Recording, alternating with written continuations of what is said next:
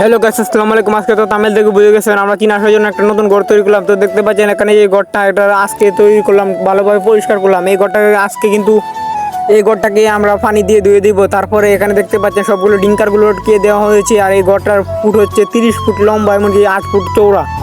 আমরা আগে এই ঘরে দেশি মুরগি পালন করতাম, এখন আমরা এখানে চীনা হাঁস তুলবো। এই জন্য আপনাদেরকে প্রথমে জানিয়ে দিচ্ছি, আমরা কিন্তু এই চ্যানেলে সবসময় কৃষি বিষয়ে ভিডিও দিব। আপনারা চ্যানেলটিকে সাবস্ক্রাইব করে দিবেন। তো এই ঘরে কিন্তু আমরা এখন পানি দিয়ে দিয়েছি। তো দেখতে পাচ্ছেন ঘরটা কিন্তু এখন ভিজা ভিজা আছে। আর উপরে দেখতে পাচ্ছেন কিন্তু পিঞ্জা তৈরি দিয়েছি। এখানে আসলে চীনা হাঁসগুলোকে আনার পরে বন্দি করে রাখা হবে, যাতে ভাইরাস এটার ভিতরে না ঢুকে। আর এখানে দেখতে পাচ্ছেন ঘরটা কিন্তু এখন খুবই ভালো আছে। আর এই দিকে কিন্তু রোদও পড়ে। আর আপনারা অবশ্যই কমেন্ট করে জানাবেন বর্তমানে চীনা হাঁসের মূল্য কত করে ছোটো বাচ্চা।